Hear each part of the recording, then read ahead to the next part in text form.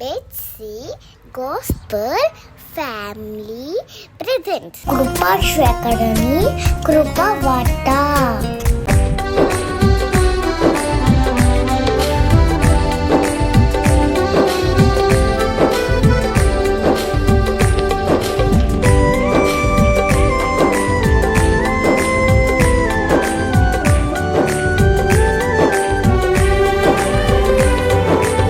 జీవపు ఊటల బావిది, పగిలిన బండ ప్రవాహముగా. జీవపు ఊటల బావిది, పగిలిన బండ ప్రవాహముగా. తీర్చెను దాహము తన ప్రజల, వరుండ చేసెను పాచికపై. తీర్చెను దాహము తన ప్రజల, వరుండ చేసెను పాచికపై. సాగర తీర సమీపానా, చెరగని వాక్య సుధ మధురం. యేసు చరిత్రకు సంకేతం, క్రీస్తు సంఘమై విరజిల్లే.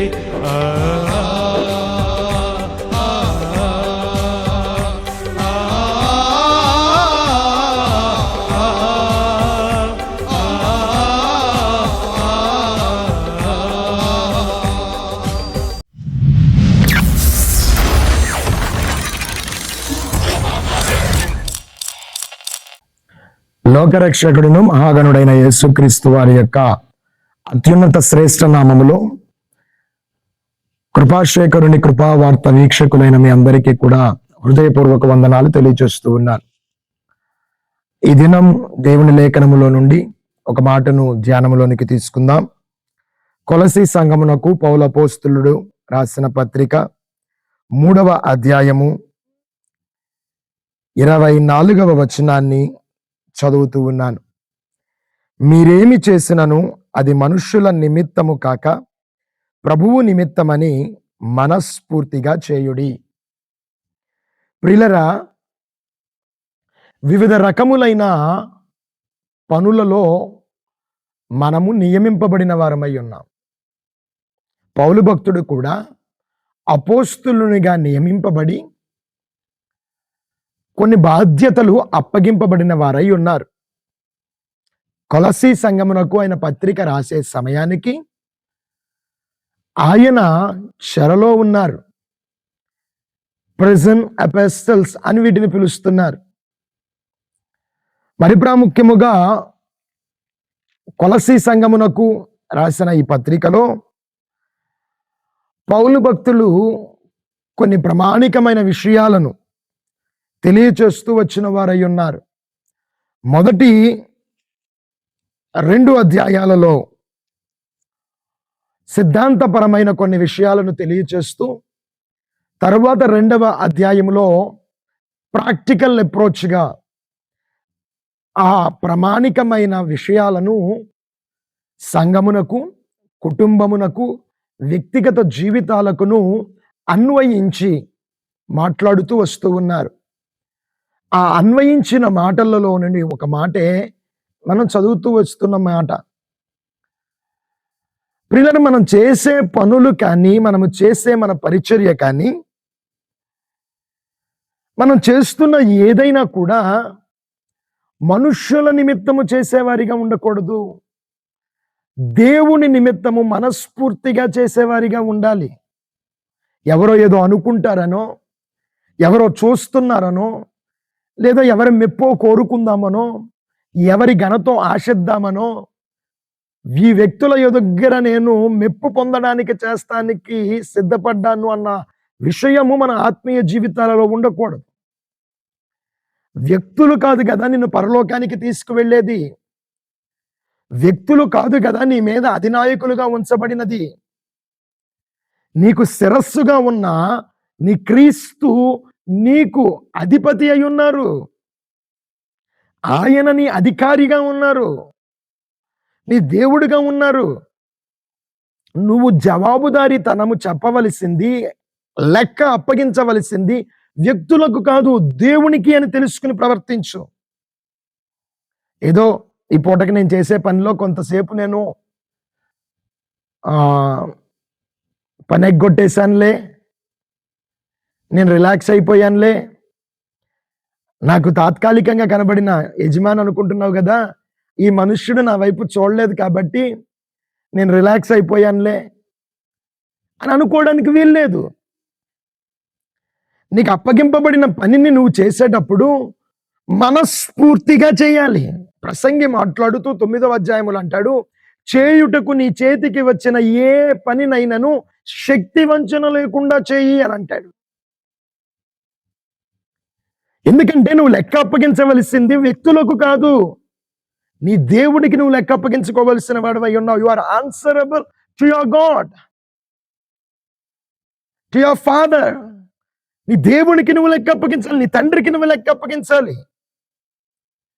మనుషులదేముంది, మనుషుల ముందేముంది, మనుషుల ముందు చెప్పాల్సిన అవసరం పెద్ద లేదు. ఎలాగైనా నీ జీతం నీకు వస్తుంది, ఎలా అయినా నీకు రావాల్సినవన్నీ నీకు క్రమబద్ధంగా వచ్చేస్తాయి. వాటి వలన పెద్ద ప్రాబ్లం లేదు. ప్రాబ్లం వల్ల ఎక్కడుందంటే, రేపొద్దున దేవుని ఎదుట నువ్వు నిలచినప్పుడు దేవుడు నిన్ను ప్రశ్న అడగకోకుండా ఉండాలి అని అంటే నువ్వు చేసే నీ పని మనస్ఫూర్తిగా చేయాలి. అది మందిరమైనా, ఉద్యోగమైనా, వ్యాపారమైనా, నువ్వు కష్టపడే ప్రదేశము ఏదైనా అక్కడ నీ శక్తి వంచన లేకుండా చేయి. నీ మీద ఉన్న అధినాయకుడు లేడు కదా అన్నప్పుడు ఒకలాగా, ఉన్నాడు కదా అన్నప్పుడు ఒకలాగా ప్రవర్తించొద్దు. అందుకనే తన శక్తి వంచన లేకుండా పనిచేసేవానికి, తన శక్తిని దాచుకోకుండా పనిచేసేవాడిని దేవుడు ఏమంటున్నాడో తెలుసా? బలా నమ్మకమైన మంచి దాసుడు అని పిలుస్తున్నాడు. నమ్మకమైన మంచి దాసుడు అని పిలుస్తున్నాడు. దావీదు మహారాజు గురించి మనందరికీ తెలుసు. పలు పర్యాయాలు చిన్నప్పుడు నుండి పలు రీతులలో దావీదు మహారాజు గురించి వింటూ వచ్చాం. అయితే ఒకానొక సమయం వచ్చింది, దావీదు మహారాజు దగ్గర నమ్మకస్తునిగా పనిచేసే ఒక వ్యక్తి ఉన్నాడు. ఆ వ్యక్తి పేరు ఉరియా. ఉరియాను గురించి ఒక మాట ఆలోచించి చూస్తే, ఉరియా కేవలము అందమైన భార్యను కలిగిన వాడు మాత్రమే కాదండి. తనకు అందమైన భార్య ఉన్నదని ఒక విషయమే చెప్పుకోవడం కాదు, ఉరియా స్వభావం ఎలాంటిదో ఒక్క మాట దైవ లేఖనంలో మనం చూస్తే ఒక అద్భుతమైన విషయం మనకు కనబడుతుంది. ఉరియాను గురించి 2వ సమూయేలు గ్రంథము 11వ అధ్యాయము 10వ వచనము నుండి నేను మీకోసం చదువుతున్నాను.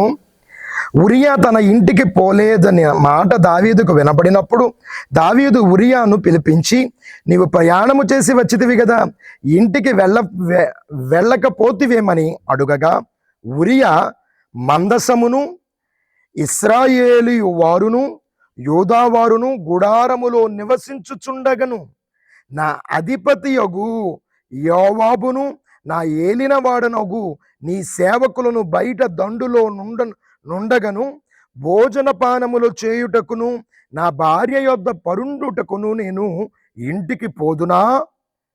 నీతోడు నీ ప్రాణముతోడు నేను ఎలాగూ చేయువాడును కానని దావీదుతో అనెను. ప్రియులారా, చూస్తూ ఉన్నారా? ఉరియాను దావీదు మహారాజు పిలిపించారు యుద్ధము నుండి. ఉరియాతో అన్నాడు, ఎలాగో వచ్చావు కాబట్టి నీ ఇంటికి వెళ్ళి మంచి భోజనం చేసి నీ భార్య దగ్గర ఉండయ్యా అని పంపించాడు. అయితే ఉరియా తన భార్య దగ్గరకు వెళ్ళలా, ఇంటికి వెళ్ళలా. ఈ విషయము దావీదు మహారాజు తెలుసుకున్నప్పుడు ఉరియాను పిలిపించి అడిగితే ఉరియా అంటున్నాడు, నేను యుద్ధమునకు సిద్ధపడిన సైనికున్నయా, నా సహచరులందరూ యుద్ధములో ఉన్నారు. ఇశ్రాయేలీయులలో గనులేమి కొద్దివారేంటి, అందరూ యుద్ధములో పంతులు తీరిన వారిగా కష్టపడుతున్నారు. పగలంతా రాత్రులు సుఖంచుకోకుండా గుడారాలలో నివాసం చేస్తున్నారు. వారు అంత బాధకు ఓర్చి, కష్టానికి ఓర్చి కష్టపడుతూ గుడారాలలో బ్రతుకుతూ ఉన్నారు. నా నాయకుడిగా అధిపతిగా ఉన్న యోవాబు యుద్ధ ప్రాంగణములో ఉన్నాడు. వారందరూ అక్కడ ఉంటే సైనికుడిగా కష్టపడవలసిన నేను, శ్రమించవలసిన నేను, నా వారితో పాటు యుద్ధములో పాలు పొందవలసిన నేను, అవకాశము దక్కింది కదా, అదును దక్కింది కదా, నేను కొద్దిసేపు నా కష్టాన్ని వదిలిపెట్టేద్దాం, నా శ్రమను వదిలిపెట్టేద్దాం, అంతా మర్చిపోతాను, ఇంటికి వెళతాను, సంతోషిస్తాను అని అనుకోవట్లేదు. తర్వాత సమయంలో దావీదు ఉరియాను చంపమని యోవాబుకు పంపించిన తరువాత నేను అనుకుంటాను, దావీదు మహాశయుడు తన జీవితంలో పోగొట్టుకున్న విలువైంది ఏంటో తెలుసా? ఒక నమ్మకమైన సైనికుణ్ణి పోగొట్టుకున్నాడు. వేరే ఏదైనా సంపాదించుకోవచ్చేమో, కానీ ఇంత నమ్మకమైన సైనికుణ్ణి మరలా సంపాదించుకోవడం చాలా కష్టం. ఈరోజు పని అప్పు చెప్పితే ఆ పనిలో స్వలాభాన్ని చూసుకునేవారు చాలా మంది ఉన్నారే, వారికి ఏమి లాభము కలుగుతుందని ఆశపడేవారు చాలా మంది ఉన్నారే. ఈ పని వలన నాకు ఘనత కలుగుతుందా, నాకు మెప్పు కలుగుతుందా, నన్ను ఎంతమంది చూస్తున్నారు, నా గురించి ఎంతమంది పట్టించుకుంటున్నారు, నా గురించి ఎంతమంది ఆలోచిస్తారు, దీనివల్ల నాకేమన్నా లాభం కలుగుతుందా అని ఎంతమంది ఆలోచిస్తున్నారు. కానీ ఉరియా యొక్క ఆలోచన దానిలో ఏదీ లేదే. ఉరియాకి అటువంటి ఆలోచన అసలు ఎక్కడా లేదే. నేను కష్టపడ్డం నా ధర్మం, కష్టపడవలసిన పరిస్థితుల్లో నేను కష్టపడుకోకుండా ఊరకే ఉండటం ఇది మంచి విషయం కాదు అంటున్నాడు. ఉరియా అన్న మాట ఈరోజు మన బ్రతుకులలో మనకు చెప్పు దెబ్బగా ఉండాలి, ఒక మేలు కొల్పించే విషయంగా ఉండాలి. మనకు శక్తి ఉంది, సామర్థ్యం ఉంది, మనకు అవకాశాలు ఉన్నాయి. దేవుడు నిన్ను పలు రకములైన తలాంతులతో అభిషేకించాడు, పరిచర్య అర్థమైన తలాంతులు నీకు దయచేశాడు, కావలసినవన్నిటిని నీకు ఎక్విప్ చేశాడు. అయినా నువ్వు దేవుని పని చేయడానికి సిద్ధపడుకోకుండా ఏ మెప్పు కోసం ఎక్కడెక్కడ ఎదురు చూస్తున్నావు నువ్వు? ఒకసారి ఆలోచించాలి కదా. ఉన్న పనిలో కూడా మనస్ఫూర్తిగా పనిచేయట్లా, నువ్వు ఉన్న పనిలో కూడా సరిగా మనస్ఫూర్తిగా పనిచేయట్లా. నువ్వు మనస్ఫూర్తిగా పని చేయగలిగితే నీ ఫలమును నా దేవుడు అధికము చేయబోతూ ఉన్నాడు. ఆ ఫలమును అధికము చేయువాడై ఉన్నాడు దేవుడు. ఆలోచించు ప్రియ సంగమా, ఈరోజు కష్టపడిపోతున్నాను, బాధపడిపోతున్నాను అని అంటున్నావే, దీనికోసం కష్టపడుతున్నావు నువ్వు? నా దేవుడు నీకు తలాంతులు ఎందుకు ఇచ్చాడు? కష్టపడమనే కదా, ప్రయాసపడమనే కదా. అమ్మో నా కష్టం ఇంత అంత కాదని చెప్తున్నావు. నీకు దేవుడు తలాంతి ఇచ్చింది దేనికోసం? కొంచాల కింద మంచం కింద పెట్టి బతకడానికి కాదు కదా. నేను వెలిగించింది దేనికోసం? నీవు దీపస్తంభం మీద ఉండి ఆ వెలుగు అనేక మందికి ప్రకాశింపబడడానికి, ఆ వెలుగుకు అనేక మంది ఆకర్షింపబడడానికి, అందరికీ నువ్వు ఒక మార్గ నిర్దేశకుడిగా కనబడడానికి కదా దేవుడు నిన్ను నియమించింది. అది మర్చిపోతే ఎలాగు నువ్వు? అది తెలుసుకోకపోతే ఎలాగు నువ్వు? నువ్వు చేస్తున్న పని మనస్ఫూర్తిగా నువ్వు చేయవలసిన వాడవై ఉన్నావు. దేవుడి నిమిత్తం చేస్తూ ఉన్నావు. ఇది నువ్వు దేవుడు నీకు అప్పగించాడు కాబట్టి చేస్తున్నావు. నువ్వు రేపొద్దున నువ్వు దేవునికి దీని గురించి జవాబు చెప్తున్నావు. కాబట్టి ఇచ్చిన తలాంతును దేవునికి నమ్మకంగా వాడడం మొదలుపెట్టు. నమ్మకంగా వాడడం మొదలుపెట్టు. నిశ్చయముగా దేవుడు దాన్ని ఆశీర్వదిస్తాడు. అందుకనే కదా కొరింథీ సంఘమునకు మరలా పౌలపోస్తులు రాస్తూ మాట్లాడుతూ అంటున్నారు కదా, మనుష్యులు మెచ్చుకునేవాడు కాదు యోగ్యుడు, దేవుని చేత మెప్పు పొందువాడు యోగ్యుడిగా ఎంచబడతాడు. నీ పనిని చూసి బలా నమ్మకమైన నా మంచి దాసుడా అని మనుష్యులు కాదు పిలవాల్సింది, దేవుడు పిలిచేటట్టుగా నువ్వు ఉండాలి. ఆయన మెచ్చుకునేటట్టుగా నువ్వు కష్టపడాలి. దేవుడు నిన్ను తలాంతులతో నింపితే అక్కడే తృప్తి చెందిపోయి ఉండిపోతావా? ఆకలి తీరిపోయింది అనుకుని ఉండిపోతావా? దేవుని కోసం ఇంకా నువ్వు కష్టపడే మనసుతో ఉండు, మనస్ఫూర్తిగా కష్టపడుతూ ఉండు. ఇదిగో నీ కష్టాన్ని చూసిన నా దేవుడు పలు విధములైన తలాంతులతో ఇంకా నిన్ను నింప ఇష్టపడుతూ ఉన్నాడు దేవుడు. కొద్దిలో నువ్వు నమ్మకంగా ఉంటే విస్తారమైన వాటిని నీకు దేవుడు అందించబోతున్నాడు. ఆ కొద్దిటిల్లో నీ నమ్మకత్వాన్ని నువ్వు చాటుకో. ఆ కొద్దితనములో నీ నమ్మకత్వాన్ని నువ్వు చాటుకో.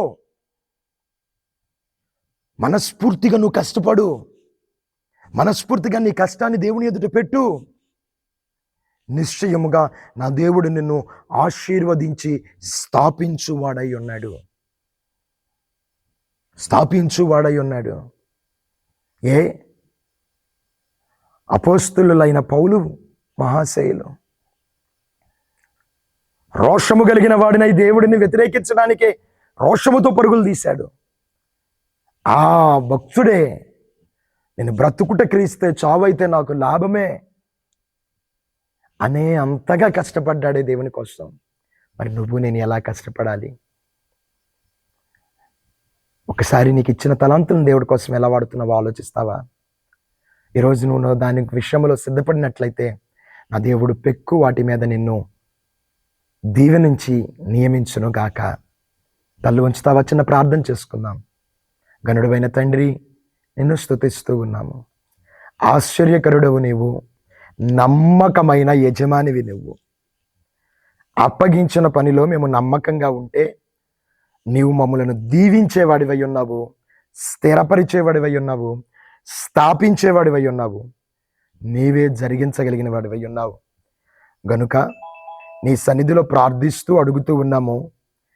బిడ్డలు ఎంతమంది అయితే ఏ విషయాల్లో అయితే కష్టపడుతున్నారో వారి ప్రతి ఒక్కరి హృదయము కూడా నమ్మకముగా మనస్ఫూర్తిగా వారు చేయుటకు కృప దయచేయండి. తద్వారా నీ బిడ్డలను మీరు ఆశీర్వదించమని కోరుకుంటున్నాను. గొప్పది అయిన నీ కార్యములు వారితో పాటు ఉంచి దీవించి ఆశీర్వదించమని యేసు గణనామములో అడిగి వేడుతూ ఉన్నాము తండ్రి, ఆమేన్. ఈరోజు పుట్టినరోజులు, వివాహ వార్షికోత్సవాలు జరుపుకుంటున్న ప్రతి ఒక్కరికి కూడా దేవుని పేరట శుభములు తెలియజేస్తూ ఉన్నాను. దేవుని పేరట శుభములు తెలియజేస్తూ ఉన్నాను. ఇలాంటివి ఇంకా అనేక సంవత్సరముల పాటు మీ జీవితాలలో నా దేవుడు జరిగించునుగాక. నా దేవుని నిత్య సమాధానము ఈ దిన మీ ప్రయాణాలలో, మీరున్న స్థలాలలో మీకు తోడుగా ఉండునుగాక. ఆమేన్.